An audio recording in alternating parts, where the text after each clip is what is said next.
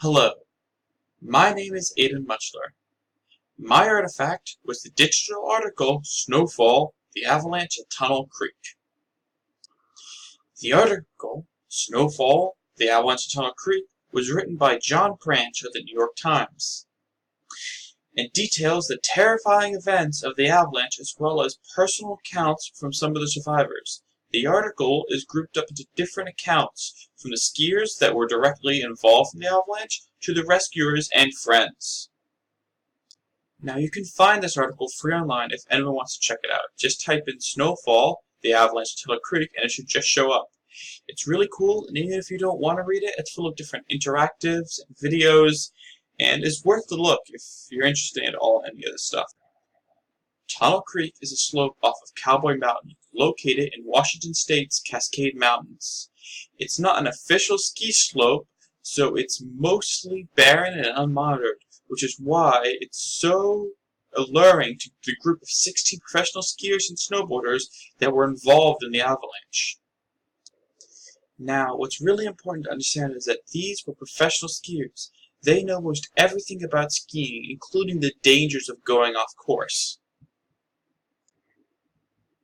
In a video in the Tunnel Creek chapter, they explain the allure of new snow in the image that the industry puts out as the ideal for skiing. And they're right. Anyone who has ever skied and or snowboarded, fresh powder knows how alluring and fun it is. Now the reason I chose this quote is because it shows how good of a day they were having right before the avalanche began. They were out on the slope having fun with great people, and then it all changed. Now before showing this video, I should explain that the audio capture option is not available for this version, so I'll be playing it through my laptop and a desktop, so please bear with me for poor sound quality. I had no ability to control what was happening to me.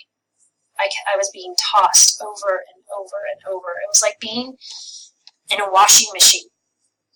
I didn't know which way was up. I didn't know which way was down. I couldn't see anything. There were times when I couldn't breathe because there was so much snow, and there was just like void of air. I definitely thought that after being caught in it for a little while, holy moly, this may be the end. This is it. Are you serious? This is really the way I'm going to die?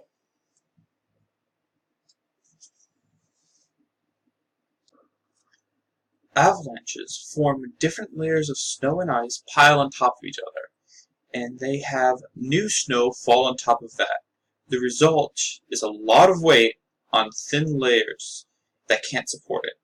Any sudden change, such as vibration or heat, can cause the layer to collapse and send the snow pouring down the mountain, picking up mass and speed.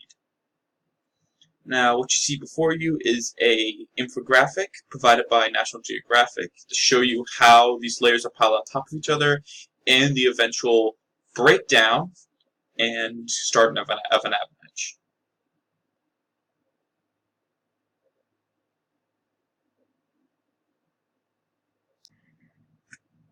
Three people were killed in this avalanche. One was injured. Now, what you see before you is the New York Times infographic of the avalanche itself, the course it took, its speed, and how far it went. Now, as you see, the avalanche goes down the path of least resistance, much like water, and in this case, the path of least resistance is also the course that skiers take, making it incredibly dangerous.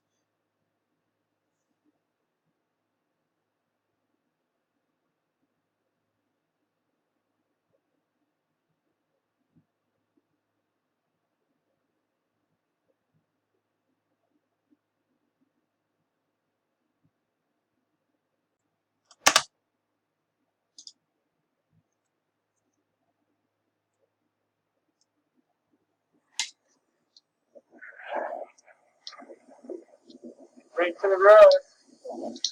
Huh? People?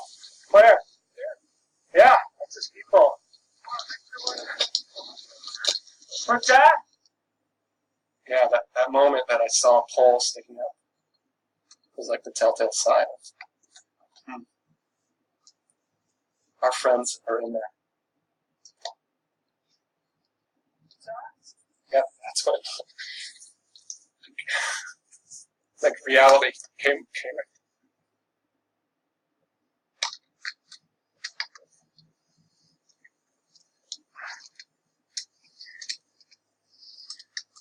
Like, I'm crying now, but it was like stone cold, like, oh, just turn my transceiver on.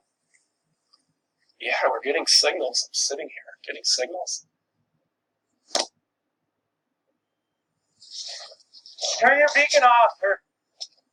So, me and Ron instantly into work mode. I hiked up 50 feet probably, started doing a grid search. Ron started from the bottom, and yeah, we were getting a strong signal.